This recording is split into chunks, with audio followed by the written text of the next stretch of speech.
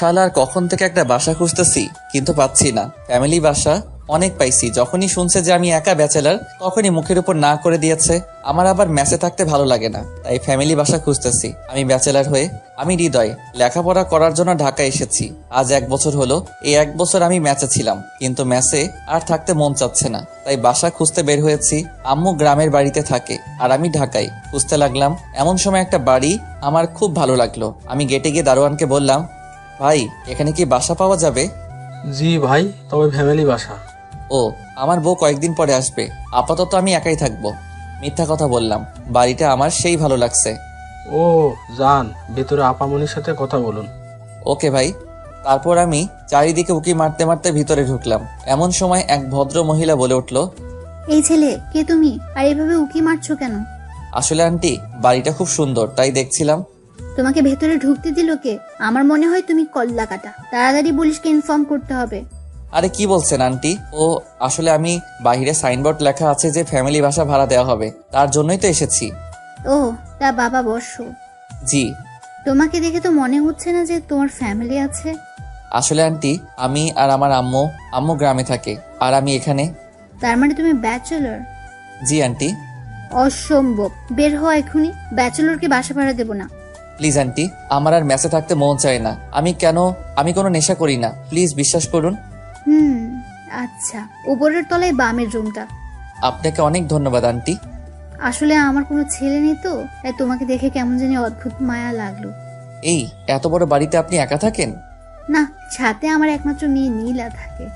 ও, নীলা নামটা সেই সুন্দর। না জানি মেয়েটা দেখতে কেমন। যাও গিয়ে তোমরা যা কিছু আছে সব নিয়ে আজ বিকেলের মধ্যে চলে এসো।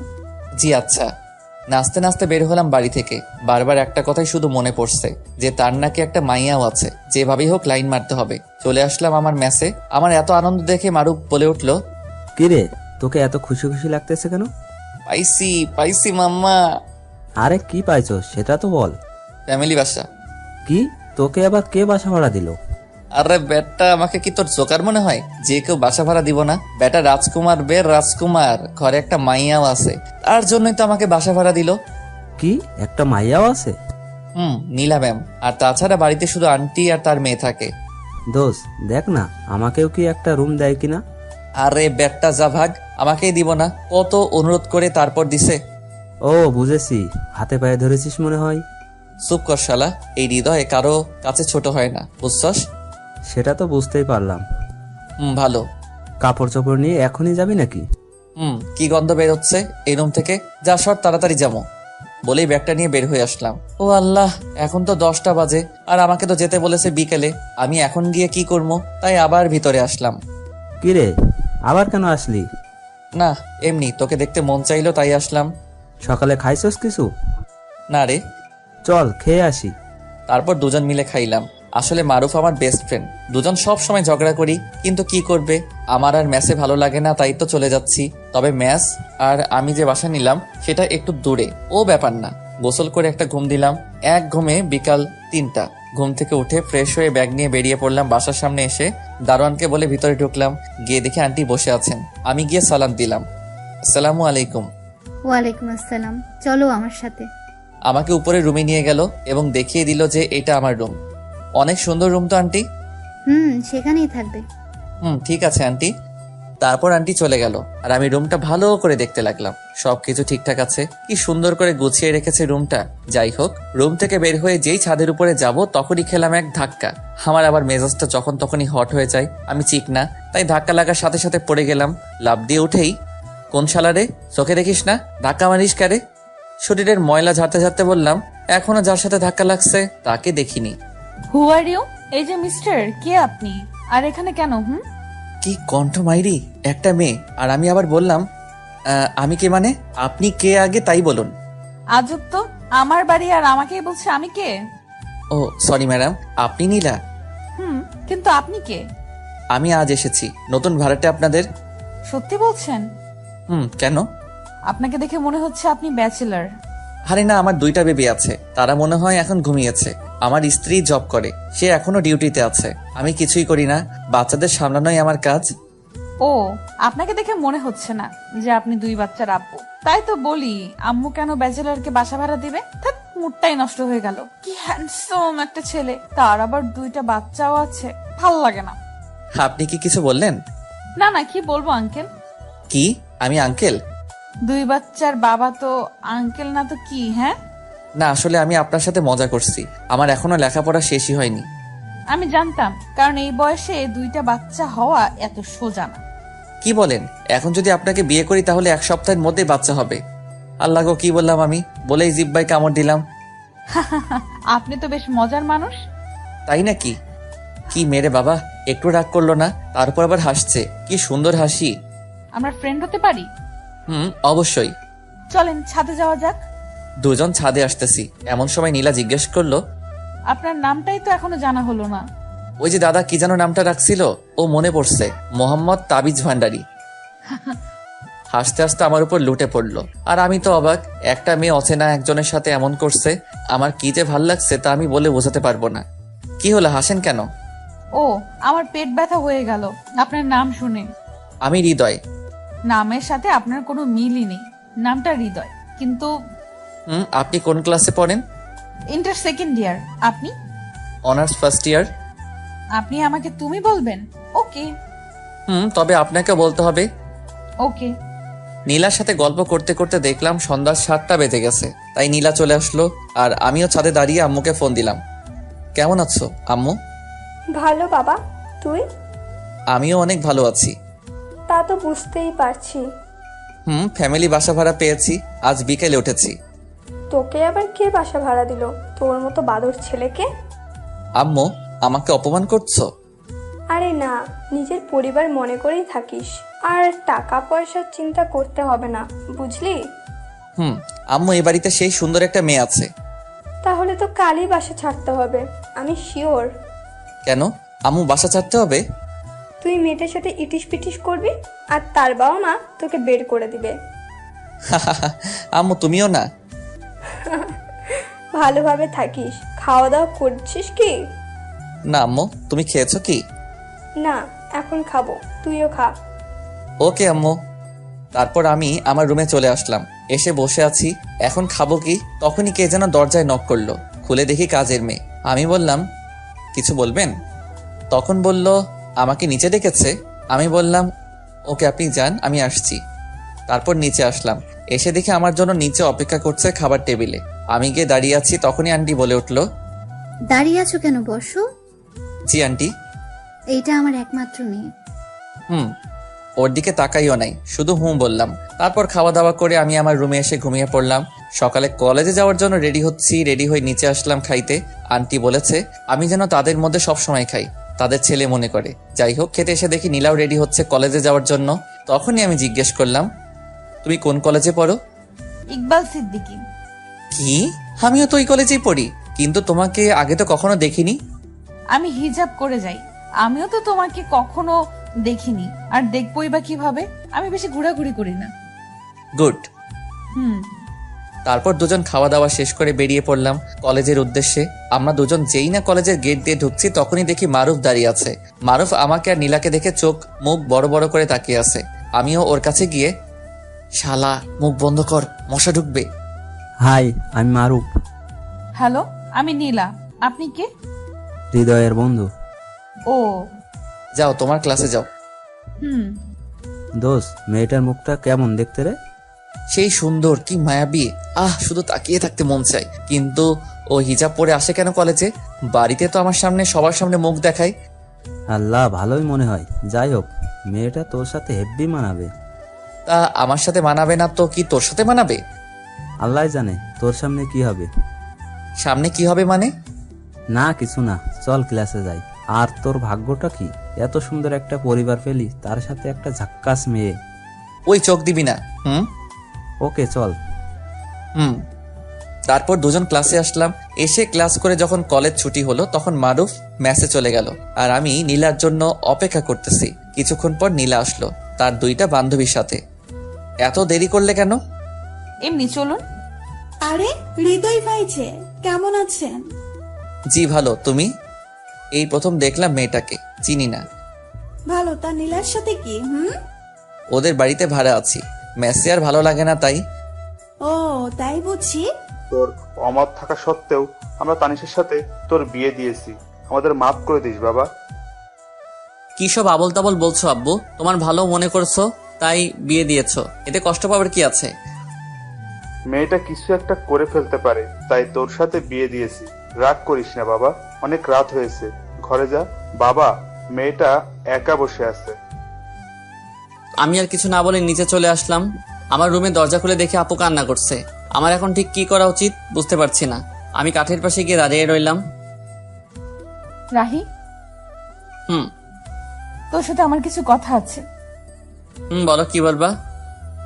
আমি জানি তুই খুব ভালো একটা ছেলে, তোর মতন স্বামী পাওয়া ভাগ্যের ব্যাপার, কিন্তু আমি তোকে স্বামী হিসেবে মানতে পারবো না। অবাক হয়ে তাকিয়ে রইলাম উপর দিকে। তুই জানিস তুই আমার ছোট ভাই, হোক তুই আমার চাচাতো ভাই, কিন্তু আমি তোকে স্বামী হিসেবে মানতে পারবো না। কিছু বললাম না। আমার মনে হয় তুই আমাকে বউ হিসেবে মানিস না। চুপ। তুই আমাকে প্রশ্ন করতে পারিস, আমি যদি স্বামী হিসেবে মানতে না পারি তাহলে বিয়ে করলাম কেন? হ্যাঁ, এটার জবাব দিয়ে দিচ্ছি। তোর সাথে বিয়ে না হলে হয়তো অন্য কারোর সাথে আমার বিয়েটা হতো, কিন্তু সে আমার মনের কষ্টটা বুঝতে পারতো না। আমার মনের অবস্থা শুধু তুই বুঝবি, অন্য কেউ না। আমি এখনো চুপচাপ দাঁড়িয়ে সব শুনছি। জানিস রাহি, আমি পৃথিবীর একমাত্র হতভাগা মেয়ে, সুখ কাছে পেয়েও হারালাম। তুই আমাকে মাফ করে দিস, তোর জীবনটা আমি নষ্ট করে দিলাম। জানিস, আমারও খুব ইচ্ছা ছিল সুন্দর একটা মেয়ে দেখে তোর বিয়ে দিব, আর তোর বিয়েতে অনেক আনন্দ করব, কিন্তু তার হলো না। তুই আমাকে মাফ করে দিস, আমি তোকে স্বামী হিসেবে মানতে পারছি না। অনেক রাত হয়েছে, এখন ঘুমিয়ে পড়ো। এটুকু বলে বারান্দায় চলে এলাম। এমন কিছু আমার জীবনে হবে আমি কখনো কল্পনাও করতে পারিনি। কিন্তু আমি ভেবেছিলাম আমার সাথে বিয়ে হলে কোনো আফসোস থাকবে না, সবকিছু গুছিয়ে নিতে সমস্যা হবে না। কিন্তু কি ভাবলাম আর কি হলো। আসলে সবার কপালে সুখ থাকে না, আমার কপালেও হয়তো নেই। আজ নিজের উপর খুব রাগ হচ্ছে, কিন্তু কি আর করব। ঘর থেকে বের হয়ে ছাদে চলে এলাম আর নিজে নিজে বলতে লাগলাম, তানভীর ভাই, কেন তুমি চলে গেলে? তোমার জন্য আপু কান্না করছে, হয়তো তোমাকে এই কয়দিনে তোমাকে ভালোবেসে ফেলছে। আর কি বলে জানো ভাই, তোমাকে ছাড়া আর কাউকে স্বামী হিসেবে মানতে পারবে না। সত্যি, কয়েকদিনে তোমাকে অনেক ভালোবেসে ফেলেছে, এমনকি আমাকেও স্বামী হিসেবে মানতে রাজি না। সত্যি ভাই, তুমি অনেক ভাগ্যবান ছিলে, আপুর মতো বউ পেতে যাচ্ছিলে। কথায় বলে না, সবার কপালে সুখ থাকে না, তেমনি তোমার কপালেও নেই, আমার কপালেও নেই। হায়রে কপাল আমাদের। এসব ভাবতে ভাবতে চোখের কোণায় আবারও হাত দিয়ে দেখি পানি। চোখে পানি মুছে পকেটে থাকা ফোনটা হাতে নিয়ে দেখি 2:45 বাজে। তাই আর ছাদে দাঁড়িয়ে না থেকে রুমে চলে এলাম। রুমে এসে দেখি এখনো আপু নাক টেনে টেনে কান্না করছে। কি ব্যাপার আপু, তুমি এখনো ঘুমাওনি? কোথায় গিয়েছিলি? একটু ছাদে গিয়েছিলাম, রাত অনেক হয়েছে, ঘুমিয়ে পড়ো। তুই কোথায় ঘুমাবি? সেটা আপনার না জানলেও চলবে, তুমি উপরে ঘুমিয়ে পড়ো, আমি ফ্লোরে শুয়ে পড়ছি। তারপর আর কিছু না বলে নিচে চাদর বিছিয়ে ঘুমিয়ে পড়লাম। মাঝরাতে হঠাৎ কারো কান্নার শব্দে ঘুমটা ভেঙে গেল। তাকিয়ে দেখে আপু এখনো কান্না করছে। আর আমি বললাম, হ্যাঁ আপু, তোমার সমস্যাটা কি? এখন কি ঘুমাতে দিবেন না? যা হবার তা তো হয়ে গেছে। ঠিক আছে, তুই ঘুমা। আমি আবারও ঘুমিয়ে পড়লাম। হঠাৎ সকালে কারো কান্নাকাটি আর চেঁচামেচিতে ঘুম ভেঙে গেল। বের হয়ে দেখলাম তানিশা, আম্মু, আব্বু, আমার ছোট বোন রিয়া ও কান্না করছে। আমি গিয়ে বললাম, আব্বু কি হয়েছে? চুপ। আম্মু কি হয়েছে, এভাবে কান্না করছো কেন? চুপ। আপু তুমি অন্তত বলো কি হয়েছে। আসলে দোকানটা কি হয়েছে বলো না। দোকানটাতে আগুন লেগে গেছে আর পুরো দোকান পুড়ে গেছে। কি বলছো এসব? বাবা ঠিক বলেছে। সবার কথা শোনার পর যেন আমার মাথায় আকাশ ভেঙে পড়লো। আমি এখন কি করব কিছু বুঝতে পারছিলাম না। তারপর নিজেকে ঠিক রেখে সবাইকে সান্ত্বনা দিতে লাগলাম। এভাবে কয়েকটা দিন কেটে গেল। তারপর শুরু হলো সংসারে অশান্তি। বাবা বড় মানুষ, ঠিক মতো কাজ করতে পারে না, তাই আর সংসারের কষ্ট দেখতে না পেরে সংসারে হাল ধরতে হলো আমাকে। কি করব কিছুই বুঝতে পারছিলাম না। তাই আমার ফ্রেন্ড আফিকুলকে ফোন দিলাম। হ্যালো আফিকুল দোস্ত, আমার সাথে একটু দেখা করতে পারবি? আরে এভাবে বলছিস কেন? কোথায় আসতে হবে সেটা বল। স্কুলের পাশে দোকানটায় আয় না দোস্ত। ঠিক আছে, আমি আসতেছি। ঠিক আছে আয়। বলেই ফোনটা কেটে দিলাম আর রেডি হয়ে স্কুলের পাশের দোকানে চলে গেলাম। একটু পরে আফিকুলও চলে এলো। বল দোস্ত, কি বলবি? আসলে দোস্ত, আমার একটা হেল্প লাগবে। তুই এভাবে বলছিস কেন? কি হেল্প লাগবে সেটা তো বল। আসলে দোস্ত, আমার একটা চাকরি লাগবে। কি, তুই চাকরি করবি? আমি চাকরি করব, একটা ব্যবস্থা করে দে না। ব্যবস্থা করব, কিন্তু তুই আমাকে হাসালি। তোর বাবার দোকান থাকতে তুই চাকরি করবি কেন? তাহলে তোকে সব খুলে বলি কেন চাকরি করব। বল। আমি আফিকুলকে সব শুরু থেকে শেষ পর্যন্ত বললাম। আমাদের দোকানে আগুন লেগে পুড়ে ছাই হয়ে গেছে রে, তাই আমি চাকরি খুঁজছি। আরে কান্না করিস না দোস্ত, আমি সব ব্যবস্থা করছি। দোস্ত। ঠিক আছে, সন্ধ্যা হয়ে গেছে, তুই বাড়ি যা, আমি সব ব্যবস্থা করছি। ঠিক আছে, আমি যাচ্ছি, তুইও যা। বলেই আমি আফিকুলকে বিদায় দিয়ে বাড়ি চলে আসলাম। বাড়ি এসে দেখি আম্মু এখনো মাথায় হাত দিয়ে বসে এখনো কান্না করছে। আম্মু, কান্না করো না, কান্না করে আর কি হবে, সব তো শেষ। বাবা জানি, কিন্তু কান্না ছাড়া আর কি করব বল। আর কাঁদতে হবে না, আমি কিছু একটা ব্যবস্থা করছি। কি করবি তুই? পরে বলবো, এখন প্লিজ তুমি কান্না করো না। ঠিক আছে। আম্মুকে সান্ত্বনা দিয়ে রুমে চলে এলাম। এসে দেখি তানিশা আপুও কান্না করছে। তাই আমি বললাম, তুমি কান্না করছো কেন? আমার জন্য তো সব হচ্ছে। তোমার জন্য আমার কি হলো? তোদের এখানে আসার সাথে সাথেই ক্ষতি হয়ে গেল। আমার মনে হয় এতে আপনার কোনো দোষ নেই, এটা আমার কপালের দোষ। এটা তোর কপালের দোষ না, এটা আমার কপালের দোষ। তোমার কপালের দোষ কেমন করে হলো? হ্যাঁ, আমার কপাল খারাপ, কারণ যে মেয়ের বিয়ের দিনে বর মারা যায়, শ্বশুর বাড়ি আসতে না আসতেই ক্ষতি হয়ে যায়, তার কপালের দোষ না তো কার কপালের দোষ? কি বলছেন? আপনার শ্বশুরবাড়ি? হ্যাঁ, আমার শ্বশুর বাড়ি তো। কেমন করে হলো তোমার শ্বশুরবাড়ি? কারণ তোর সাথে আমার বিয়ে হয়েছে, তাই এটা আমার শ্বশুর বাড়ি। কি, তোমার সাথে আমার বিয়ে হয়েছে? কি, ওটা বিয়ে? আমার তো মনে হয় না। হয় না কেন? আমি তোমাকে বউ হিসেবে মানি না, আর তুমিও আমাকে স্বামী হিসেবে মানো না। কথা বলতে বলতে হঠাৎ আফিকুলের ফোন এসেছে। আফিকুল, বল। খুশির খবর আছে বন্ধু। কি খুশির খবর? দোকানে আয় বলছি। ঠিক আছে, আমি আসছি, তুই একটু অপেক্ষা কর। আমি বের হতে হতে তানিশা আপুকে বললাম, আমি আসি, তোমার সাথে পরে কথা বলবো। কোথায় যাবি এখন? এসে সব বলছি তোমাকে। আমি আর কথা না বলে চলে আসলাম স্কুলে পাশের দোকানে। এসে দেখি আফিকুল আমার জন্য অপেক্ষা করছে। বল দোস্ত, কি খুশির খবর? আমি তো চাকরির ব্যবস্থা করে ফেলেছি দোস্ত। কি, তুই আমার চাকরির ব্যবস্থা করে ফেলেছিস? দোস্ত, তোর জন্য এটুকু করতে পারবো না বল? আমি অনেক খুশি রে, খুব বড় একটা উপকার করেছিস। এখন বল, কি খাবি? কি, তুই আমাকে ঘুষ দিতে চাচ্ছিস? আরে না, তোকে আজকে খুশি হয়ে খাওয়াবো। আরে লাগবে না। প্লিজ দোস্ত, না করিস না। আচ্ছা ঠিক আছে, শুধু চা খাবো। রহিম চাচা, 2টা চা আর বিস্কুট দেন তো। ওকে, দিতেছি বাবা। কিছুক্ষণ ওর সাথে আড্ডা দিলাম, তারপর বাড়ি চলে এলাম। বাড়ি এসে সোজা আমার রুমে চলে এলাম।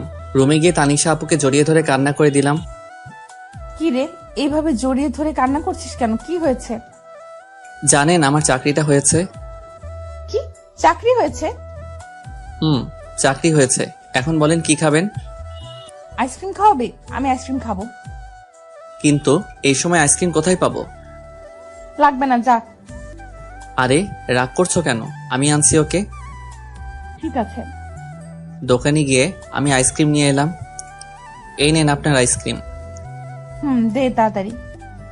আপু আইসক্রিমটা হাতে নিয়ে বাচ্চাদের মতো খেতে শুরু করলো, আর আমি আপুর দিকে অবাক হয়ে তাকিয়ে রইলাম। কি আজব কাণ্ড, এত বড় একটা মেয়ে হয়ে বাচ্চাদের মতো আইসক্রিম খাচ্ছেন, আর আমি তাকিয়ে এসব দেখছি। ঠিক তখনই, কি রে, কি দেখছিস? তোমার খাওয়া দেখছি। এত দেখতে হবে না। কেন? তুই খাবি? খেলে নিতে পারিস। না না, লাগবে না, আমি বাচ্চাদের মতো আইসক্রিম খাই না। ওকে, তুই না খেলেও চলবে। তুমি খাও। ঠিক আছে, একটা কথা বলি রাহি। বলো। তুই চাকরিতে জয়েন করবি কবে? 1 মাসের মতো লাগবে। কথা বলতে বলতে হঠাৎ আম্মুর ডাক পড়ল। রাহি, তানিশা, তোরা খেতে আয় তাড়াতাড়ি। ঠিক আছে আম্মু, আমার আসছি। তাড়াতাড়ি আয়। চলেন, আম্মু ডাকছে। চল। দুজন একসাথে খাবার টেবিলে বসলাম। আম্মু খাবার বেড়ে দিল। আম্মু, তুমিও খাও। মামু, তুমিও বসো, একসাথে খাবো। তানিশা আপু বলল। খাচ্ছি। চুটকি, তুইও খা। খাচ্ছি তো। সবার সাথে খাবার খেয়ে আমি রুমে চলে এলাম। এসে একটু শুয়েছিলাম, তখনই আপু রুমে এলো। আপুকে দেখে আমি তাড়াতাড়ি করে নিচে বিছানা করে নিলাম, তারপর শুয়ে পড়লাম। আপুও বিছানায় শুয়ে পড়ল। কি আজব মেয়ে রে বাবা, স্বামীকে নিচে রেখে তিনি উপরে আরামে ঘুমাচ্ছে। ওই যে সবার কপালে সুখ থাকে না, তেমনি আমার কপালেও বউয়ের সুখ নেই। তাই আর কিছু না ভেবেই ঘুমিয়ে পড়লাম। সকালে ঘুম ভাঙলো আম্মুর ডাকে। রাহি বাবা, তাড়াতাড়ি ওঠ, আর ঘুমাতে হবে না। কেন আম্মু? আজকে তানিশাকে নিয়ে যাবি না? কোথায় যাব? কেন, তুই জানিস না? না তো। তানিশা মা তোকে কিছু বলেনি? না, আমাকে তো কিছু বলেনি। তানিশা মা, তুমি রাহিকে কিছু বলনি? না আম্মু, ভুলে গিয়েছিলাম। ঠিক আছে, তাহলে ওকে বলে নিচে আসো। ঠিক আছে আম্মু, আমরা আসছি। ওকে। ওই, আজকে আমাদের বাড়ি নিয়ে যাবি? আমি কেন নিয়ে যাব? তুমি একা যাও, আমি যেতে পারবো না। না, তুই আমার সাথে যেতে হবে। না, আমি পারবো না। কি, তুই যাবি না? যাব তো। আমি বুঝি না এ কেমন মেয়ে, আমাকে স্বামী হিসেবে মানে না, আবার সবসময় অধিকার ফলাতে আসে। আজাইরা পেঁচাল। কি রে, চুপ করে আছিস কেন? এমনি। ঠিক আছে, এখন রেডি হয়ে আয়। ঠিক আছে, তুমি যাও, আমি আসছি। তাড়াতাড়ি আয়, নাস্তা করব। ঠিক আছে। ফ্রেশ হয়ে টেবিলে সবার সাথে নাস্তা শুরু করলাম। নাস্তা শেষ করে রুমে চলে এলাম। এসে শুয়ে পড়লাম। তখন দেখি তানিশা আপু আমার দিকে রাগী চোখে তাকিয়ে আছে। এভাবে তাকিয়ে আছো কেন? তুই এসে শুয়ে পড়লি কেন? তো কি করব? একটু আগে আমি কি বলছিলাম? কি বলছিলে? আমি আজকে আমাদের বাড়ি যাব বলছিলাম না? যাব তো। তাহলে এইভাবে শুয়ে পড়লি কেন? এমনি। তুমি রেডি হও। ঠিক আছে, তুইও রেডি হয়ে নে। কথা বলতে বলতে হঠাৎ শুনতে পেলাম আমার চাচা চাচি মানে শ্বশুর শাশুড়ি আমাদেরকে নিতে এসেছেন। তাই আমি তাড়াতাড়ি করে রেডি হয়ে চাচা চাচির কাছে চলে এলাম। আমি তাদেরকে সালাম দিলাম। আসসালামু আলাইকুম চাচা চাচি, কেমন আছেন? ওয়ালাইকুম সালাম। বাবা ভালো, তুমি? আলহামদুলিল্লাহ চাচি, আপনি? আলহামদুলিল্লাহ ভালো, কিন্তু তুমি আমাকে চাচি না, আম্মু ডাকবা। তুমি আমার ছেলের মতো। ঠিক আছে আম্মু, বলবো। মনে যেন থাকে। ঠিক আছে, আমি একটু আসছি আম্মু। ঠিক আছে বাবা, যাও। এরপর এখানে থেকে রুমে চলে এলাম। এসে তো আমি অবাক। আমি কোনো রকম হাসি আটকে রেখে বললাম, তুমি এটা কি পরেছ? কেন, শাড়ি পরেছি। হাসতেছিস কেন? তোমার এটা শাড়ি পরা হয়েছে নাকি? হয়নি। একদম হয়নি। একদম এভাবে হাসবি না, আমি শাড়ি পরতে পারি না। আচ্ছা ঠিক আছে, আমি পরিয়ে দেই। তুই পারলে পরিয়ে দে। দিচ্ছি। আমি আপুকে শাড়ি পরিয়ে দেওয়া শুরু করলাম।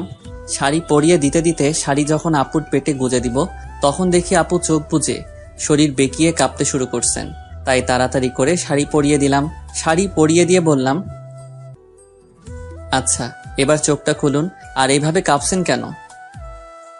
না মানে এমনি। বলি লজ্জা পেয়ে তাড়াতাড়ি করে রুম ত্যাগ করলো। আর আমি বিছানায় শুয়ে হাসতে লাগলাম। কিছুক্ষণ পর দেখি আপু আবার আসছে। একটা কথা বলি। বলেন। বাইরের কেউ যেন বুঝতে না পারে তুই আমাকে বউ হিসেবে মানিস না। আর আমি স্বামী হিসেবে মানি না। ঠিক আছে, কেউ বুঝতে পারবে না। এবার চল, আম্মু ডাকছে। চলেন। শ্বশুরবাড়ি মধুর হাড়ি, যে খেয়েছে সে বুঝেছে কেমন তাদের খাতিরদারি। অতঃপর শ্বশুরবাড়ির উদ্দেশ্যে সবাই রওনা হলাম। আমাদের বাড়ি থেকে শ্বশুরবাড়ি, সরি, এখনো তো হয়নি, কারণ আপু আমাকে স্বামী হিসেবে মানেন না। যাই হোক, চাচাদের বাড়ি যেতে 45 মিনিটের মতো লাগে। এসব ভাবতে ভাবতে কখন যে শ্বশুরবাড়ি পৌঁছে গেলাম, মানে চাচাদের বাড়ি। বারবার শুধু শ্বশুরবাড়ি মনে হয়। গাড়ি থেকে নামতে যাব, তখন দেখি অনেকগুলো মেয়ে এসে দুলাভাই বলে চিল্লাচিল্লি করছে। নামার সাথে সাথেই আমাকে ঘিরে ধরলো। তখন একটা বলে উঠল, তানিশার জামাই তো অনেক কিউট, আমি তো দেখেই প্রেমে পড়ে গেছি। সবার প্রশংসা শুনে খুবই ভালো লাগছিল। তখনই হুট করে আপু আমার হাত শক্ত করে ধরেছে। দেখ দোস্ত, আমাদের তানিশা 2 দিনে জামাই পাগল হয়ে গেছে। তানিশা আমার হাত ধরে ভিতরে নিয়ে এলো, তারপর সোজা আপুর রুমে নিয়ে গেল আর রাগে লুচির মতো ফুলতে লাগলো। তখন বলে উঠল, আপু, ওখানে অনেক আনন্দ পাচ্ছিলি তাই না? তা তো একটু শালি বলে কথা। ওদের সাথে আর কথা বলতে দেখলে পা ভেঙে দিব। যা, এখন ফ্রেশ হয়ে আয়। ঠিক আছে। আমি ফ্রেশ হতে চলে গেলাম। ফ্রেশ হয়ে গিয়ে সোফায় বসে পড়লাম। তখনই সব শালি আমাকে ঘিরে বসে পড়লো আর একে একে সবাই পরিচয় দিতে থাকে। সবার সাথে কথা বলছিলাম, তখনই আপু সবাইকে সরিয়ে আমার পাশে বসে পড়লো। এটা দেখে সবাই তো অবাক, তার থেকে বেশি অবাক তো আমি হয়েছি। আপু আমার হাত শক্ত করে ধরে সবার সাথে কথা বলতে থাকে। কি আজব রে ভাই, স্বামী হিসেবে মানতে তো রাজি না, তার উপর এমন অবস্থা। যাই হোক, সবার সাথে আড্ডা দিতে দিতে অনেক রাত হয়ে যায়। তারপর খাওয়া দাওয়া শেষ করে আপুর রুমে এসে চাদর বিছিয়ে নিচে শুয়ে পড়লাম। তখনই আপু বলে উঠল, রাহে, তোকে নিচে শুতে হবে না। কেন? আমি নিচে ঘুমাই, তুই উপরে ঘুমা। লাগবে না, আমি নিচে ঘুমাতে পারবো। তোকে যা বলছি তাই কর, বেশি কথা বলিস কেন? আচ্ছা ঠিক আছে। আমি আর কথা না বাড়িয়ে উপরে শুয়ে পড়লাম। সকালে কানের কাছে নিঃশ্বাসের শব্দ আসতেছে। চোখ খুলে তো আমি অবাক, কত সুন্দর করে আপু আমাকে জড়িয়ে ধরেছে আর আমার ঠোঁটের একেবারে কাছে আপুর ঠোঁট। এসব দেখে আমি আর নিজেকে কন্ট্রোল করতে পারছিলাম না, তাই আপুর ঠোঁট আমার ঠোঁট এক করে দিলাম। কিছুক্ষণ পর আপু চমকে ওঠে। তারপর আপু আমাকে ছাড়িয়ে নিয়ে বলল, সরি, আসলে রাতে বৃষ্টির সময় ভয় করছিল, তাই এসে শুয়েছিলাম। একথা বলে আপু লজ্জা পেয়ে ফ্রেশ হতে চলে গেল। আর আমি ভাবতে লাগলাম, কি মেয়েকে আল্লাহ আমার কপালে দিয়েছে। তখনই আপু বাথরুমে থেকে ফ্রেশ হয়ে বের হয়েছে। আমি শুয়ে দেখছি আপু ফ্রেশ হয়ে ড্রেসিং টেবিলের সামনে চুল ঠিক করছে। আমি শুধু আপুকে দেখছি। আসলে যত দেখছি ততই আপুর প্রতি কেমন একটা ফিলিংস হচ্ছে। আপুর প্রতি ফিলিংস হচ্ছে হোক, আপু আমাকে স্বামী না মানা লোক। আসলে আপুকে এই মুহূর্তে যেই ছেলে দেখতো পুরাই পাগল হয়ে যেত, এত সুন্দর লাগছে আপুকে। ঠিক তখনই আপু আমার দিকে এগিয়ে আসছে আর আমি ঘুমের ভান ধরে শুয়ে আছি।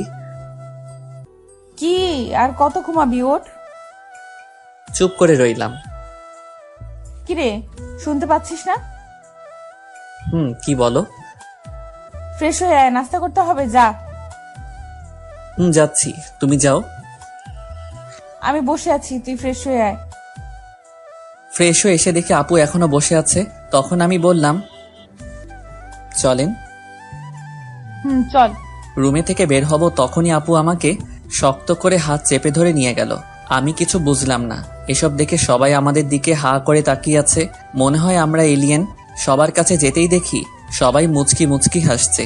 এসব দেখে আমার খুব লজ্জা লাগতে শুরু করলো আর নিজেকে জোকার মনে হচ্ছে, কিন্তু কি আর করার। মাথা নিচু করে টেবিলে বসে পড়লাম। তারপর শুরু হলো জামাই আদর। জীবনে প্রথম জামাই আদর পাচ্ছি। সবাই ওঠার পর ওঠা খাওয়াচ্ছে আর আমি বলির পাঠার মতো খেয়ে যাচ্ছি। কোন রকম জামাই আদর খেয়ে রুমে চলে এলাম। এসে শুয়ে পড়লাম, শরীর আর নড়াতে পারছি না। আপনাদের একটা কথা বলি, সবাই বিয়ের পর শ্বশুর বাড়ি যদি যান তাহলে তার 1 মাস আগে থেকে খাওয়া দাওয়া বন্ধ করে যাবেন, তা না হলে আমার মতো অবস্থা হবে। এবার বলতে পারেন, যদি 1 মাস আগে থেকে খাওয়া দাওয়া বন্ধ করে দেই তাহলে আমরা তো মরে যাব। এইটার উত্তর খুব সোজা, খিদা যখন লাগবে তখন অল্প খেয়ে নেবেন। এবার প্রশ্ন আসতে পারে, তাহলে আমার বিয়ে আমি খাবো না? উত্তর খুব সোজা, না খেয়ে রোজা রাখবেন। যাই হোক, সাবধানে শ্বশুর বাড়ি যাবেন। তখন আপু রুমে আসলো, এসে আমাকে বলতে লাগলো, কিরে জামাই আদর কেমন হলো? হার জামাই আদর, তুমি আমাকে স্বামী হিসেবে মানো না, তাহলে এটা জামাই আদর কিভাবে হলো? বেশি কথা বলিস কেন? কোথায় বেশি কথা বললাম? কথা শেষ না হতেই আপু চলে গেল। তখন রুমে শালিকাদের আগমন। দুলাভাই কি করেন? ওই তো দেখতে পাচ্ছ কি করছি। দেখছি। আচ্ছা দুলাভাই, আপনি নাকি গল্প লিখেন? কে বলছে? দেখলাম, এবার একটা গল্প শোনাতে হবে। বলেই সবাই চিল্লাচিল্লি শুরু করলো। কি আর করার, এখন তো শোনাতে হবে। আচ্ছা, তোমাদের একটা কবিতা শোনাই। বলেন। কবিতার নাম শালা আমি তো অবাক। নিশি রাতে জেগে দেখি গাছের ডালে কাক, শালা আমি তো অবাক। চোর ঢুকেছে ঘরের ভেতর, দরজা ছিল ফাঁক, শালা আমি তো অবাক। মোবাইল নিল, টিভি নিল, রিমোট না হয় থাক, শালা আমি তো অবাক। পাচ্ছে যা নিচ্ছে ভরে, দুই হাতেরই মুঠোয় করে, চোরটা তো আচ্ছা খারাপ, শালা আমি তো অবাক। সব মালামাল বস্তা ভরে চোর পালালো চুরি করে, যাকটা চলে যাক, শালা আমি তো অবাক। মধ্যরাতে অন্ধকারে কুত্তা ডাকে জোরে জোরে, শিয়ালরা দেয় হাক, শালা আমি তো অবাক। ভয়ে শরীর শিউরে ওঠে, না জানি আজ কি যে ঘটে, আবার ডাকে কাক, শালা আমি তো অবাক। হয়নি রাতে তেমন কিছু, কোনো ভূতি নেয়নি পিছু, বেঁচে গেছি যাক, শালা আমি তো অবাক। সকালে দেখি পুরো পাড়া চিল্লাচিল্লি করছে তারা, চোরটা নাকি পড়ছে ধরা, চোরের মাথায় টাক, শালা এবার তো আমি পুরাই অবাক। এটা শুনে সবাই হাসতে হাসতে মরে যাওয়ার মতো অবস্থা। এভাবে দেখতে দেখতে কেটে গেল 2 দিন। আজ আমরা বাড়ি ফিরলাম। কথায় বলে না, হাসির পর কান্না আসে, তেমনি শুরু হলো আমাদের সংসারে টানাটানি। দোকান নেই, আব্বু কোনো কাজ করে না, এমনি আমিও কাজ করি না। বলে না, বসে বসে খেলে রাজার রাজত্ব শেষ হয়ে যায়, তেমনি আমাদের জমানো টাকাও শেষ হতে শুরু করলো। সংসারে অনেক টানাটানি, এসব আর ভালো লাগছে না। তাই আফিকুলের কাছে এলাম। দোস্ত, আমার চাকরির কি করলি ভাই? হয়ে গেছে। জয়েন কবে থেকে করতে হবে? কাল 1 থেকে জয়েন করবি। ঠিক আছে, কিন্তু তুই অনেক বড় একটা উপকার করলি ভাই, ধন্যবাদ তোকে। আরে ধন্যবাদ দিতে হবে না, বন্ধু তো বন্ধুর বিপদে আপদে পাশে থাকে। আমার জায়গায় তুই থাকলে কি করতি বল? করতাম। আচ্ছা, তুই পরীক্ষা ফিস দিয়েছিস? আমার হয়তো আর পড়ালেখা হবে না রে। লেখাপড়া ছাড়বি কেন? তো কি করব বল? জানি তোর কাছে টাকা নাই, তাই এই কথা বললি। আরে না। আমি সব জানি, আমার কাছে নাটক করবি না, আমি তোর টাকা দিয়ে দিব। ওকে দোস্ত। আচ্ছা চল, কলেজে গিয়ে সব দিয়ে আসি। না দোস্ত, এ সময় না, তুই গিয়ে আমার টাকাটা জমা দিয়ে দিস। আচ্ছা ঠিক আছে, আমি যাচ্ছি, পরে দেখা হবে।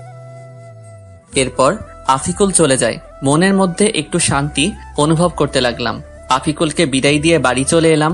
রাতে সবার সাথে খাবার খেয়ে একটু ছাদে চলে এলাম। কিছুক্ষণ পর আমার কাঁধে কেউ হাত রাখলো। চেয়ে দেখি আব্বু। আব্বু, কিছু বলবা? আসলে কিভাবে যে বলবো। বলো তো। তানিশার রেজিস্ট্রেশনের টাকা দিতে হবে বাবা। কত টাকা লাগবে? ৬,০০০ টাকার মতো লাগবে। আচ্ছা ঠিক আছে, কবে দিতে হবে? কালকের পরের দিন। আচ্ছা ঠিক আছে, কালকে দিয়ে দিব। ঠিক আছে। আব্বু, তুমি এভাবে কান্না করছো কেন? এমনি বাবা। বলেই আব্বু কান্না করতে করতে চলে গেল। আব্বুর কান্না দেখে নিজেকে কন্ট্রোল করতে পারলাম না, নিজেও কান্না করে দিলাম। আব্বু চলে যাওয়ার পর কিছুক্ষণ ছাদে রইলাম, তারপর সেখান থেকে এসে ঘুমিয়ে পড়লাম। সকালে তাড়াতাড়ি ঘুম থেকে উঠে ফ্রেশ হয়ে নামাজ আদায় করে নিলাম। কাউকে কিছু না বলে অফিসে চলে এলাম। আগে থেকে সবকিছু বলা ছিল, তাই সোজা জয়েন করে ফেললাম। তারপর ম্যানেজার স্যারের কাছে এলাম। আসতে পারি স্যার? আরে রাহি, আসো। স্যার, আমার কাজটা কি জানতে পারি? অবশ্যই। আমার কাজটা কি? তোমার কাজ সেল করা। ঠিক আছে স্যার। আর হ্যাঁ, প্রতিদিন সকাল 8টায় আসতে হবে, দেরি হলে বেতন থেকে টাকা কাটা যাবে। ঠিক আছে স্যার। বলে একটা গাড়ির সাথে চালক বেরিয়ে পড়লাম। সকালে কিছু খাওয়া হয়নি, তাই এক দোকানে সেল করে চা আর বিস্কুট খেতে লাগলাম। আর বেশি কিছু খেলাম না, কারণ আমার কাছে টাকা নেই। অন্য কিছু খেলে আর দুপুরে কিছু খাওয়া হবে না। সেল করতে করতে কখন যে দুপুর হয়ে গেছে খেয়ালই নেই। দুপুরের খাবার খেয়ে আবারও সেল করতে লাগলাম। সেল করা শেষ করতে করতে রাত হয়ে গেল। গাড়ি জমা দিতে ফোনের দোকানে চলে এলাম। আমার 2টা ফোন ছিল, তাই একটা বিক্রি করে দিলাম। 10,000 দিয়ে বিক্রি করে দিলাম। তারপর বাড়ি চলে এলাম। বাড়ি এসে ফ্রেশ হয়ে আব্বুর কাছে এলাম। আব্বু, টাকা। কিসের টাকা বাবা? তোমার মেয়ের রেজিস্ট্রেশনের ফিস। আমি আর কিছু না বলে আব্বুর কাছে টাকা দিয়ে রুমে চলে এলাম। একটু পর আপু মানে তানিশা খাবারের জন্য ডাক দিল। সবার সাথে খাবার খেয়ে ছাদে চলে গেলাম। আজকের চাঁদটা অনেক সুন্দর লাগছে, এসব ভাবছিলাম তখন কেউ কাঁধে হাত দিল। তাকিয়ে দেখি আপু। কিছু বলবে? টাকা তুই দিয়েছিস না? না মানে। তুই দিয়েছিস নাকি সেটা বল। আমি দিয়েছি। কেন? তুই এত টাকা কোথায় পেলি? আমার ফোনটা বিক্রি করে দিয়েছি। কেন? জানি না। জানি না মানে কি? আমার ভালো লাগছে না, আমি ঘুমাবো বলেই সেখান থেকে চলে আসলাম। আর বেশি কথা বললাম না, কথা বললে হয়তো কথা আরো বেড়ে যেত। রুমে এসে ঘুমিয়ে পড়লাম। সকালে পাখির কিচির মিচির আওয়াজে ঘুম ভেঙে গেল। নামাজের সময় ছিল, তাই নামাজটা আদায় করে নিলাম। সকালে সবার সাথে নাস্তা করতে বসে পড়লাম। হঠাৎ করে তানিশা আপু বলল, আব্বু, আমি একটা কথা বলবো। মা বলো। বলছিলাম কি, রাহি তো একাই চাকরি করে এখন সংসার চালায়, আর তাতে ওর অনেক কষ্ট হয়। আমি বলি কি, আমি যদি একটা চাকরি করি তাহলে ওর কষ্ট একটু কম হতো। এই পরিবারের আর কারো ইনকাম করতে হবে না, আমি এখনো মরে যাইনি, মরে গেলে করো বলে সেখান থেকে রুমে চলে এলাম। আসলে আমি চাই না তানিশা আপু কোনো কাজ করুক। আমি রেডি হয়ে অফিসে চলে এলাম। প্রতিদিনের মতো আজকে একটা চালক নিয়ে বেরিয়ে পড়লাম সেল করতে। সেল করতে করতে দুপুর হয়ে গেল। তখন সাথে থাকা সোহাগ ভাই বললেন, ভাই চলেন কিছু খেয়ে আসি। চলো। দোকানে বসে পাউরুটি খাচ্ছিলাম। সামনে চেয়ে দেখি কেউ আমার দিকে তাকিয়ে আছে। ভালো করে তাকিয়ে দেখি আব্বু ওর ফ্রেন্ডের সাথে দাঁড়িয়ে আছে। তাই আমি তাড়াতাড়ি খেয়ে সোহাগ ভাইকে নিয়ে চলে এলাম। তারপর আবার দোকানে সেল করতে লাগলাম। সেল করতে করতে রাত হয়ে গেল। গাড়ি জমা দিয়ে হাঁটছিলাম। পকেটে হাত দিয়ে দেখি টাকা নেই, তাই বাধ্য হয়ে হাতের ঘড়িটা বিক্রি করে দিলাম। বাড়ি এসে সোজা রুমে চলে এলাম। ফ্রেশ হয়ে সবার সাথে খাবার টেবিলে বসে পড়লাম। খাওয়া দাওয়া শেষ করে ছাদে চলে গেলাম। ছাদে আসি কারণ আমার মন খারাপ থাকলে ছাদে এসে সময় কাটাই আর চাঁদ দেখতে থাকি। অনেক সময় থাকার পর রুমে আসলাম। খেতা বালিশ নিয়ে নিচে শুতে যাব, তখনই একটা কথা বলতাম। বলেন। তুই উপরে ঘুমা, আমি নিচে ঘুমাই। আমি কাপুরুষ নই। একটা মেয়েকে নিচে ঘুমাতে দিয়ে আমি উপরে ঘুমাবো, আপনি ঘুমান। আর কথা না বলে ঘুমিয়ে পড়লাম। সকালে ঘুম থেকে উঠে দেখি আপু গোসল করে আসছে। এটা দেখে তো আমি আপুর উপরে আবারও ক্রাশ খাইছি। ভেজা চুলে আপুকে অসম্ভব সুন্দর লাগছে। আপনাদের বলে বোঝাতে পারবো না। আপু আমার দিকে তাকাতেই আমি ঘুমের ভান ধরে রইলাম। তখন আপু বললেন, কি উঠবি না? আর কত ঘুমাবি? সবাই নাস্তা করার জন্য অপেক্ষা করছেন। উঠছি, তুমি যাও। তারপর আপু চলে যায়। আসলে আপুকে যত দেখছি ততই আপুর প্রতি ফিলিংস হচ্ছে। আমার কপালে হয়তো বউয়ের ভালোবাসা নেই, জীবনটা বেদনা। আপু কেন আমার ফিলিংসটা বুঝে না। ফ্রেশ হয়ে সবার সাথে নাস্তা শেষ করে রুমে এসে শুয়েছিলাম। আজকে শুক্রবার, তাই কাজ নাই। একটু পরে আপু আসলো। ওকে দেখে কেমন যেন লাগলো, মনে হয় অস্বস্তিতে আছেন। আপনার কি কিছু হয়েছে? কই না তো। সত্যি বলছেন তো? মিথ্যা বলছেন না তো? মিথ্যা বলতে যাব কেন? আচ্ছা ঠিক আছে। আচ্ছা একটা কথা বলি। বলেন। আমাকে কিছু টাকা দিতে পারবি? কত টাকা? 200 টাকা। ওই দিন হাতঘড়ি বিক্রি করে যা পেয়েছিলাম ওই টাকা আপুকে দিয়ে দিলাম। আজকে ছুটি, তাই একটু ঘুম দিলাম। বিকেলে একটু ঘুরতে বের হলাম বন্ধুদের সাথে আড্ডা দিতে। মাগরিবের আজান হয়ে গেল, তাই নামাজটা আদায় করে রুমে চলে এলাম। রুমে আসতেই দেখলাম আপু বাথরুম থেকে বের হচ্ছে। আপুকে দেখে একটু সন্দেহ হচ্ছে। আজ এমন তো আগে কখনো মনে হয়নি। এতক্ষণ কোথায় ছিলি? এই একটু বাইরে ঘুরছিলাম। আমাকে নিয়ে গেলি না কেন? আপনাকে নিয়ে যাব কেন? কেন, আমি যেতে পারি না বুঝি?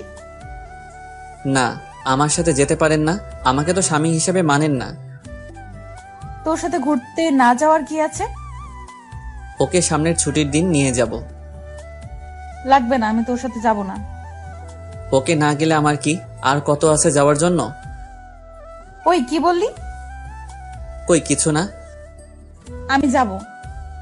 এখন না বললেন যাবেন না? এখন যাব, তোর কোনো সমস্যা? না, সমস্যা নেই। তারপর রাতে খাবার খেয়ে ঘুমিয়ে পড়লাম। পরের দিন ভোর সকালে ঘুম ভাঙলো। ঘুম থেকে উঠে নামাজ আদায় করে নিলাম। তারপর একটু গ্রামটা ঘুরে দেখতে লাগলাম।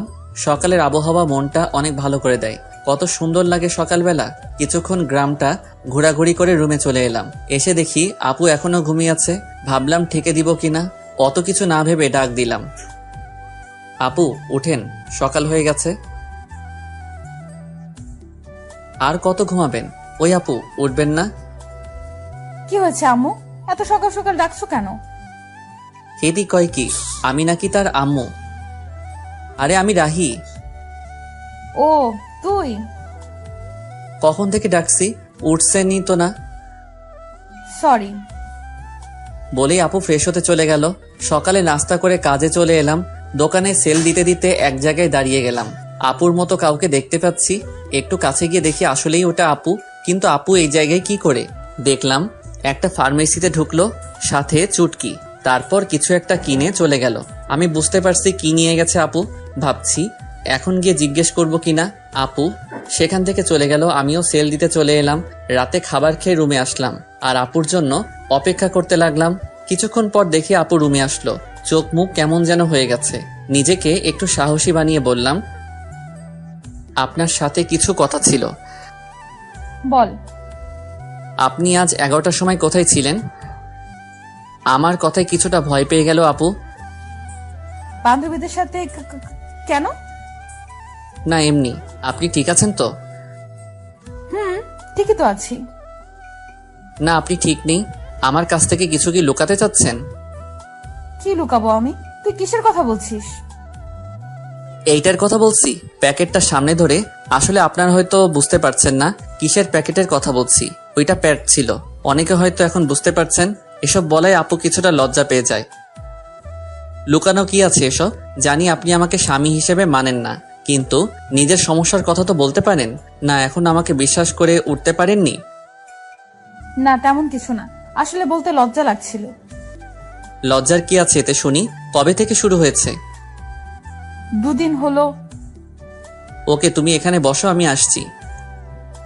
আপুর জন্য গরম পানি করে নিয়ে আসলাম। কি ওগুলো? আপনার জন্য গরম পানি নিয়ে এসেছি।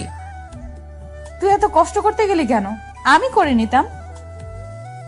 তা তো জানি। কত ব্যথা সহ্য করে হাসি মুখে কথা বলছেন। আপনার আর কয়েকদিন কিছু করতে হবে না, রেস্ট নিন। তুই এত ভালো কেন? সবার কত খেয়াল রাখিস, আমার পিরিয়ডের কথা শুনে এত কেয়ার করছিস। যদিও তোকে স্ত্রীর অধিকার দেইনি, যদি দিতাম আরো কত কিছু করতে আমার জন্য। সরি রাহি, আমি জানি তুই অনেক ভালো। তোর মতো স্বামী সবার কপালে জোটে না, কিন্তু আমি কেন যে তোকে মেনে নিতে পারছি না। কি ভাবছেন? কিছু না, তুই ঘুমিয়ে পড়। না, যদি আপনার কিছু লাগে। লাগবে না, দরকার হলে তোকে ডাক দিব। ওকে। তারপর আমি ঘুমিয়ে পড়লাম। পরের দিন আর কাজে যাইনি। আপুর শরীরটা খারাপ হয়ে পড়ছিল, তাই সারাদিন আপুর পাশে ছিলাম। যখন যেটা লাগে সব করলাম। ইস, যদি আমাকে স্বামী হিসেবে মেনে নিত তাহলে এই মুহূর্ত আরো কত সুন্দর হতো। আমার কপালটাই খারাপ। আচ্ছা, ও কি বুঝে না আমি ওকে কতটা ভালোবেসে ফেলেছি? এক মুহূর্ত ভালো লাগে না আপুকে ছাড়া। রাতে আবার আপুর জন্য গরম পানি করলাম। তারপর ওষুধ খাইয়ে দিয়ে ঘুম পাড়িয়ে দিলাম। আমিও ঘুমাতে আসলাম। রাহি, বলেন। তোকে একটা কথা বলার ছিল। কি? আমি প্রথম দিন তোকে একটা কথা বলেছিলাম, আমি তোকে স্বামী হিসেবে মানতে পারবো না। কিন্তু এতদিন তোকে কাছে থেকে দেখেছি, তোর কেয়ার গুলো দেখে সত্যি আমি তোকে অনেক ভালোবেসে ফেলেছি। প্লিজ তুই আমাকে তোর স্ত্রী হিসেবে গ্রহণ কর। আমিও তো আপনাকে প্রথম দিন থেকেই ভালোবেসে ফেলেছি। কি এতদিন বলিসনি কেন? আমি কি জানতাম আপনিও আমাকে ভালোবাসেন? এখন তো জানলি। এখনো কি আপনি বলবি? আচ্ছা ঠিক আছে, তুমি করে বলবো। ও, ওদিকে আসছিস কেন? আপনিটাকে তুমি করতে হবে তো। আপুর এমন কথা শুনে আমার তো খুশিতে হিরো আলমের গান লাগাই নাচতে ইচ্ছে করতেছে। মনে সাহস নিয়ে আপুর ঠোঁটের কাছে আমার ঠোঁট এক করতে যাব, ঠিক তখনই চমকে উঠেছিলাম। আপু আমাকে থাপ্পড় মারলো কেন? তখনই চোখ খুলে দেখি এইটা ছিল স্বপ্ন। মনটাই খারাপ হয়ে গেল। কত সুন্দর একটা স্বপ্ন দেখলাম, এটা যদি বাস্তবে হতো তাহলে কেমন হতো।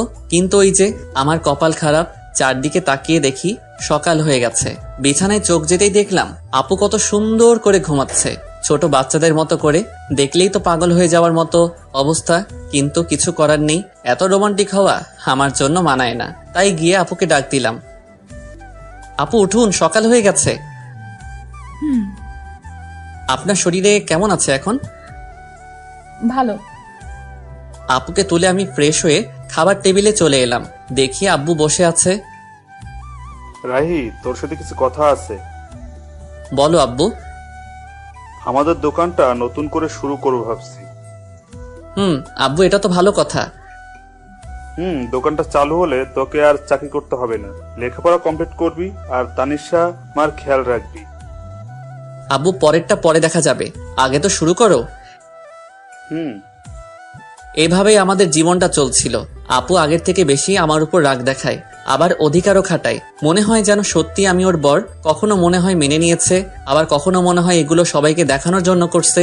একদিন আপু বলল, চল আজকে আমরা ঘুরতে যাই। কোথায় যাবেন? চা বাগান দেখতে যাই। আমার ভালো লাগছে না। কি? আরেকবার বল, দেখ আমি তোর কি অবস্থা করি। আচ্ছা চলেন। এই তো গুড বয়। এ কেমন মেয়ে রে বাবা, একবার রাগ দেখায় আবার রাগ নেই, সব শেষ হয়ে যায়। ও আল্লাহ, কেমন মেয়ের পাল্লাই ফেললে। স্বামী হিসেবে মানে না, কিন্তু স্বামীর অধিকার ঠিক কাটায়। মন চায় কচু গাছের লগে ফাঁস দিয়ে মরে যায়। আল্লাহ আমায় উঠাই লও। আমি রেডি হয়ে আপুর জন্য অপেক্ষা করতে লাগলাম। মেয়েদের এই একটাই জিনিস, কোথাও যাইতে হলে মেকআপ নামের জিনিস তাদের দিতে হইব। কত সময় ধরে অপেক্ষা করতেছি, আসার কোনো নামই নেই। হলো আপনার? এই তো চল। আপুর দিকে তাকাতেই আবারও ক্রাশ খেলাম। নীল জামার সাথে ম্যাচিং করে চুড়ি, চোখে কাজল, অসম্ভব সুন্দর লাগছে, পরীর মতো লাগছে। কি আর বলমু ভাই, এগুলো শুধু নাটকে আর গল্পেই সম্ভব। জীবনে তো একটা পরীর মতো সুন্দর মাইয়া দেখলাম না, পরী নামের পেতনি দেখছি। কি হলো, হা করে কি দেখছিস? পরী দেখি। এখানে পরি পাইলি কই? আমার সামনে। মুখ ফসকে কথাটা বলে ফেললাম। আমার কথা শুনে আপু কিছুটা লজ্জা পেয়ে যায়। আর পরি দেখতে হবে না, চল। চলেন। তারপর আমি গিয়ে আমার বাইকটা বের করলাম। আপু এসে দাঁড়িয়ে আছে। উঠবেন না? উঠছি তো। বলেই আপু বাইকে উঠে আমার কাঁধে হাত রাখলো। কাঁধে হাত দিতেই অন্যরকম অনুভূতি হচ্ছিল। এই প্রথম বাইকে কোনো মেয়েকে নিয়ে উঠলাম। চাচাতো বউকে নিয়ে বাইক চালাচ্ছি, খুব ফিলিংস হচ্ছে। এই ফিলিংসটা আপনাদের বলে বোঝাতে পারবো না। তারপর বাইকটা স্টার্ট করে চালাতে শুরু করলাম। কিছুক্ষণ পর বাইকের স্পিডটা একটু বাড়িয়ে দিতেই আপু আমাকে শক্ত করে জড়িয়ে ধরে। এতক্ষণ এটাই তো চাইছিলাম, নরম শরীরের স্পর্শ, খুব ভালো লাগছিল। কিছুক্ষণ পর আমরা শ্রীমঙ্গল বদ্ধভূমি 71 চলে আসলাম, চায়ের রাজধানী শ্রীমঙ্গল। আমরা বাইক থেকে নামতেই আপু আমার হাত শক্ত করে জড়িয়ে হাঁটতে লাগলো। খুব ভালো লাগছিল তখন। আপু নীরবতা ভেঙে বলল, রাহি। বলেন। সরি। সরি মানে? কেন? আমি তোকে মন থেকে স্বামী হিসেবে মানি না, কিন্তু সব সময় তোর উপর অধিকার দেখাই। না ঠিক আছে, আমি কিছু মনে করি না, সব আমার কপালের দোষ। এমন করে বলছিস কেন? কেমন করে বললাম আবার?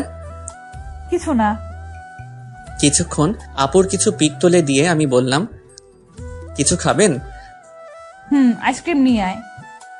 আমি তো জানি মেয়েরা ফুচকা পাগলি হয়, কিন্তু আপনি আইসক্রিম পাগলি কেন? এমনি। তোর কোনো সমস্যা? না, আনছি আমি। আইসক্রিম নিয়ে এলাম, তারপর বললাম, এই নেন আপনার আইসক্রিম। একটা কেন, তুই খাবি না? না, ওসব আমি খাই না, আপনি খান। ওকে। আইসক্রিমটা হাতে নিয়ে বাচ্চাদের মতো খেতে লাগলো। এত বড় একটা মেয়ে হয়ে বাচ্চাদের মতো আইসক্রিম খাচ্ছে, কি অদ্ভুত ব্যাপারটা।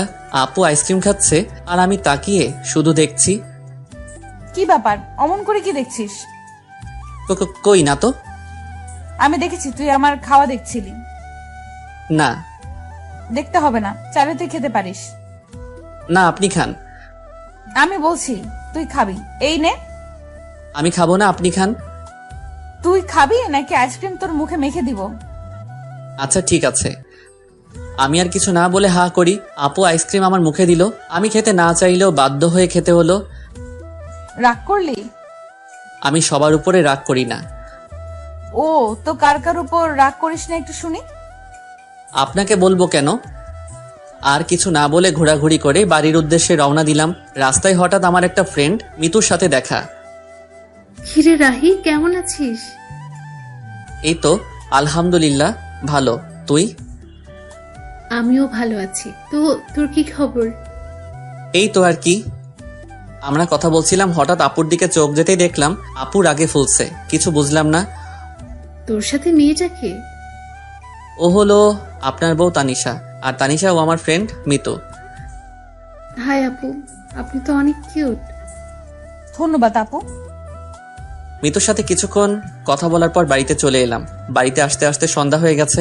আমি ফ্রেশ হয়ে বিছানায় শুয়েছিলাম, তখন আপু রুমে আসলো।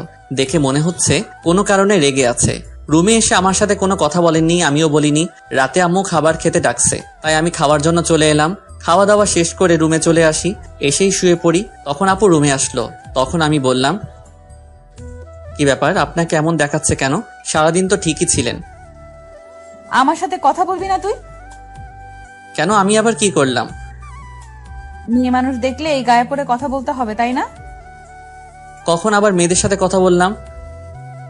ও এখন তো মনে করিয়ে দিতে হবে। আসার সময় কি ওই মেয়ের সাথে কথা বলিসনি? এত হেসে হেসে কি কথা শুনি? ও তো আমার ভালো ফ্রেন্ড। তাহলে ওর কাছে যা, আমার সাথে কথা বলবি না। আমি ওর সাথে কথা বলছি, তাতে আপনার কি? আপনি এত রাখছেন কেন? আমারই তো সব। মানে? কিছু না। বলেই শুয়ে পড়লো। কি আজব মেরে বাবা, এখন দেখছি কারোর সাথে কথা বলতে দেবে না। নিজে তো ভালোভাবে কথা বলেই না, আবার অন্য কারোর সাথে কথা বললে রেগে যায়। মেয়েদের মন বোঝা আসলে অনেক কঠিন। কি কখন কি চায় তারাই ভালো জানে। কি বলছিস? আপনি এখনো ঘুমাননি? তুই ঘুমাবি না? ঘুমাচ্ছি। সকালে ঘুম থেকে উঠে তো অবাক, আপু আমাকে জড়িয়ে ধরে শুয়ে আছে। আমার শরীর কাঁপছে, হার্টবিট বেড়ে যাচ্ছে। কিন্তু কি আর করব, এত রোমান্টিক হলে তো চলবে না। আপুকে ডাকতে লাগলাম। আপু আমাকে জড়িয়ে ধরে শুয়ে আছে কেন? আমি আমার হাজবেন্ডকে জড়িয়ে আছি। তোর কোনো সমস্যা? আপনার হাজবেন্ড মানে বুঝলাম না। এখন ঘুমাতে দে, বেশি কথা বলিস না। আপনি ঘুমাবেন ভালো কথা, আমাকে তো ছাড়েন। আমার ইচ্ছে হয়েছে তাই ঘুমিয়েছি, ডিস্টার্ব করিস না তো এখন। হারামজাদি কয় কি, আমাকে জড়িয়ে আছে, আবার আমাকেই বলছে ডিস্টার্ব না করতে। মনে হচ্ছে লাথি মেরে মঙ্গল গ্রহে পাঠিয়ে দেই। কিন্তু ততক্ষণে ভাবলাম, যদি সেখানে পাঠিয়ে দেই আমার কি হবে? আমি তো আপুকে ভালোবাসি। নিজেকে শান্ত করে বললাম, আপনি ঘুমান, আমি মানা করেছি নাকি? কিন্তু আমাকে ছাড়ুন। তারপর আপু আমাকে ছেড়ে দেয়। আপনি চাইলে আরো ঘুমাতে পারেন। আমি ফ্রেশ হয়ে নাস্তা করে রুমে এসে দেখি বাচ্চাদের মতো বালিশটাকে জড়িয়ে ধরে শুয়ে আছে। এটা দেখে আমার ঠোঁটের কোণায় হাসি ফুটে উঠেছে। কালকে দিনটা আমার কাছে অনেক ভালোই লাগছিল। যত দিন যাচ্ছে আপুর প্রতি দুর্বলতা কাজ করছে। কেন জানি অনেক ভালোবেসে ফেলেছি। আপুকে ছাড়া হয়তো এখন 1 সেকেন্ডও বাঁচতে পারবো না। আমি কি আমার মনের কথা বলে দিব? কিন্তু তখন যদি রেগে যায়? কিন্তু আমার মনের কথা না বলা পর্যন্ত তো আমি শান্তি পাচ্ছি না। সব সময় আপুর প্রতি ভালোবাসা, দুর্বলতা, ওকে স্পর্শ করার ইচ্ছা, ওর প্রতি নেশা আমার ভেতরটাকে শেষ করে ফেলছে। আচ্ছা, আপু কি আমাকে ভালোবাসে? ওর ব্যবহার দেখে তো তাই মনে হচ্ছে। আপুও আমাকে ভালোবাসে, কিন্তু বলতে পারছে না। আচ্ছা, আমি কি সরাসরি গিয়ে বলে দিব? আমরা কি সবকিছু ভুলে দুজন দুজনকে ভালোবাসতে পারি না? আজকে বলে দিব, যা হবার হবে। এদিকে তানিশা ঘুম থেকে উঠে আমাকে কোথাও খুঁজে পাচ্ছে না। সকাল থেকে একবারও দেখছে না। তানিশাও আমাকে ভালোবাসে, কিন্তু কখনো বলতে পারছে না। কারণ একে তো ও একটা মেয়ে, তার উপর আমি ওর চাচাতো ভাই, তার উপর ছোট লজ্জার কারণে বলতে পারছে না। কিন্তু মন থেকে রাহিকেই ভালোবাসে। রাত্রে বাড়ি আসার সময় আপুর জন্য আইসক্রিম, চকোলেট আর ফুল নিয়ে আসলাম। যেগুলো আপুর পছন্দ করে সেগুলো নিয়ে আসি। আজকে আমার মনের কথা বলেই দিব, পরে যা হবার দেখা যাবে। বাড়িতে এসে এগুলো নিয়ে সোজা আমার রুমে চলে এলাম। আমার রুমের মধ্যে ঢুকতে যাব, তখনই দেখে আপু কারোর সাথে ফোনে কথা বলছে। কি যেন মনে করে আর ভিতরে গেলাম না। দরজার ওপাশে দাঁড়িয়ে শুনতে লাগলাম, হ্যাঁ আমি সত্যি ওকে ভালোবাসি। আর ওর সাথে সারা জীবন থাকতে চাই। কিন্তু এই ঝামেলাটা থেকে আগে বের হই, তারপর আব্বু আম্মুকে সব বলে আমরা দুজন হানিমুনে যাব। তাদের কথা শুনে আমি তো অনেক বড় একটা ধাক্কা খাই। তার মানে আপু অন্য কাউকে ভালোবাসে। মুহূর্তের মধ্যে আমার সব আশা ভরসা সব নষ্ট হয়ে যায়। আমি কখনো ভাবতে পারিনি আমি ওর কাছে এত বড় একটা সমস্যা। আমি ফুলগুলো ফেলে দিয়ে আইসক্রিম আর চকলেট চুটকিকে দিয়ে দিলাম। না নয়, আমি ওকে মুক্ত করে দিব। আমি তাদের মাঝে ঝামেলা হয়ে থাকতে চাই না।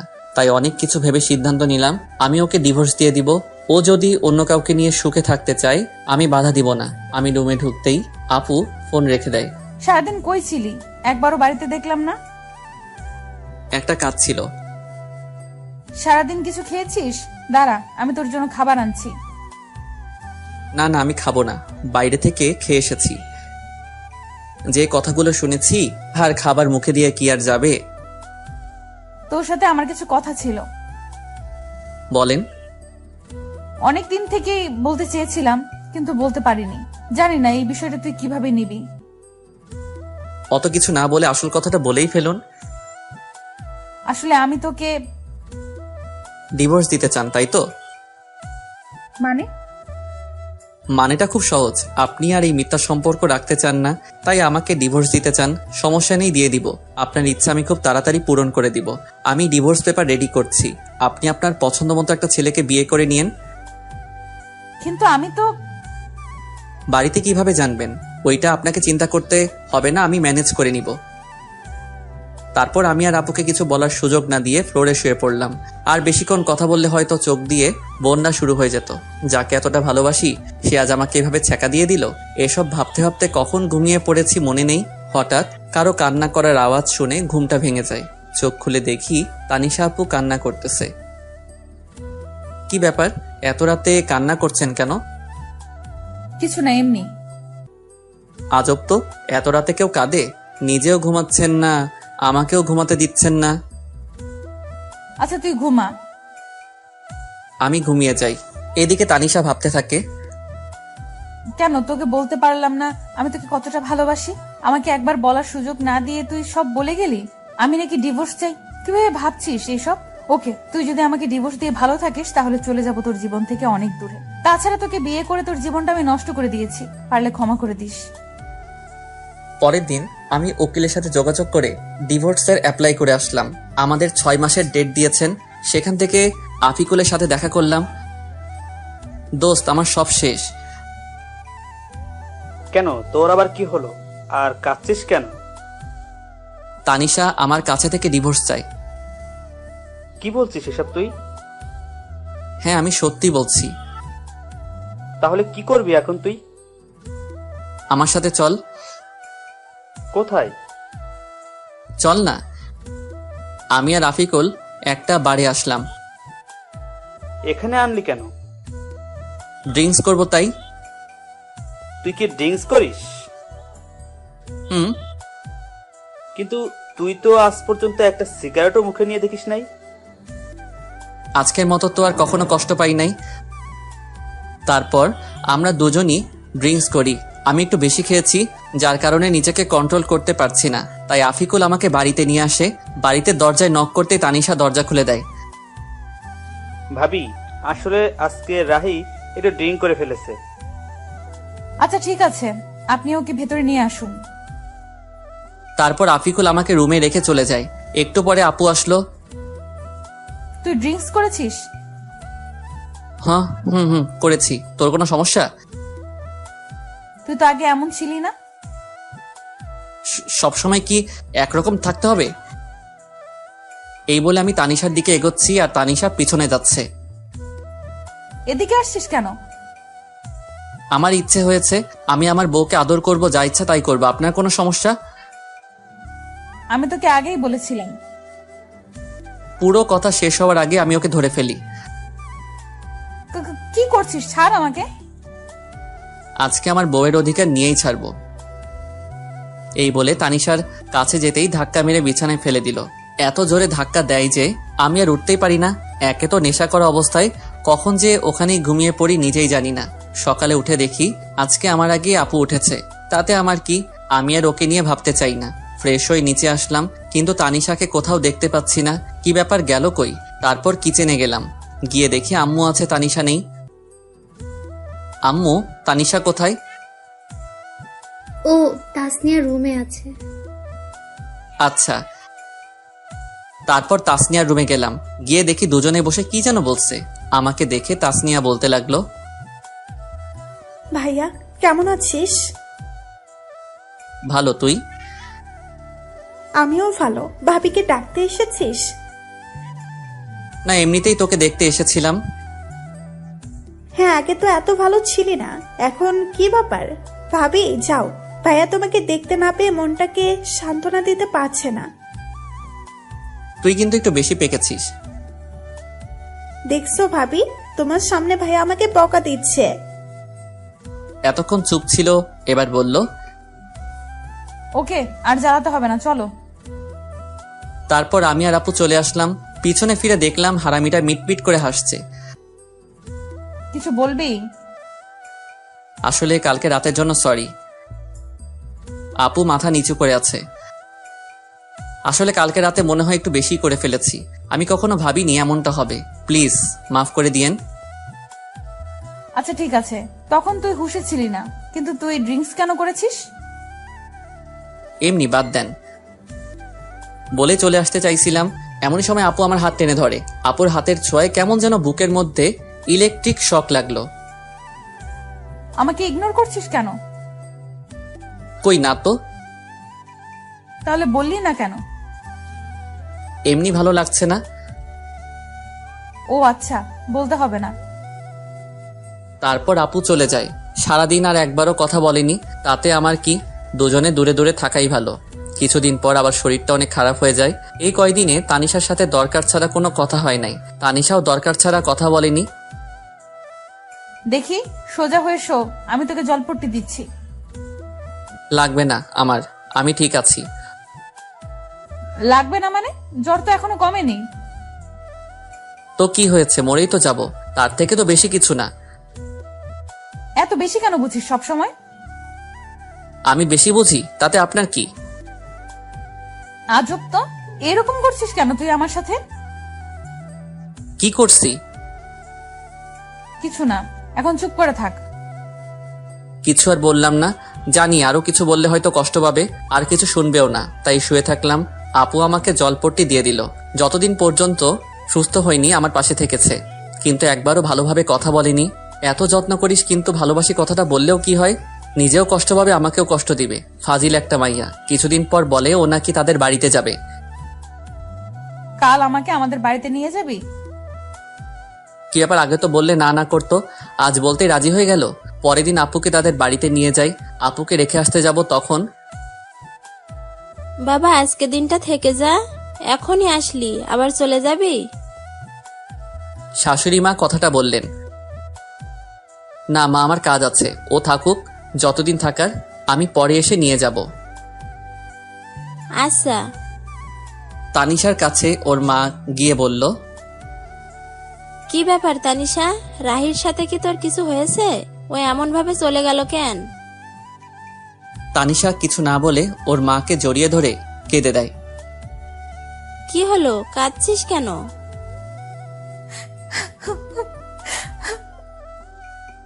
কি হয়েছে পাগলি মেয়ে, এভাবে কাঁদছিস কেন? রাহি কি তোকে কিছু বলেছে? আম্মু, আমি রাহিকে ভালোবেসে ফেলেছি, কিন্তু বলতে পারছি না। ও অন্য কিছু ভেবে আমার উপর রেগে আছে। তারপর ওর মাকে সব খুলে বলে। আমি রাহির সাথে কথা বলে দেখছি। না আম্মু, তোমাকে বলতে হবে না। তুই তো বলতে পারবি না, পাগলি একটা। আমি বলছি। না, আমিই বলবো, তারপর যা হবার হবে। ওকে, তাহলে এবার কান্না থামা, পাগলি একটা। এদিকে আমি বাড়িতে এসে কিছু ভালো লাগে না, মনটা শুধু হাহাকার করছে। কি যেন নেই মনে হচ্ছে। আপুকে ওখানে রেখে এসে তো এখন রুমটা ফাঁকা ফাঁকা মনে হচ্ছে। ওকে কি নিয়ে আসবো? কিন্তু এত রাতে কিভাবে যাব? কাল সকালে গিয়ে নিয়ে আসবো, তা না হলে ওকে দেখতে না পেয়ে মরেই যাব। এদিকে রাতটা যেন কাটতেই চাচ্ছে না, এপাশ ওপাশ করছি। এদিকে তানিশাও অস্থির অস্থির লাগছে, কেন যেন রাহিকে ছাড়া ভালো লাগছে না। অনেক কষ্টের পর সকাল হলো, আমি রেডি হয়ে বেরিয়ে পড়বো। তখনই এত তাড়াহুড়ো করে কোথায় যাচ্ছিস? একটা কাজে তোর আবার কিসের কাজ? আছে একটা জরুরি কাজ, আমি যাচ্ছি বলে চলে আসলাম। এতক্ষণ পর তানিশা আপুর বাড়িতে চলে আসলাম। এসে কলিং বেল চাপ দিতেই আমার চাচা মানে শ্বশুর মশাই দরজা খুলে আমাকে দেখতে পান। আরে রাহি বাবা, এত সকালে যে? ভেতরে আসতে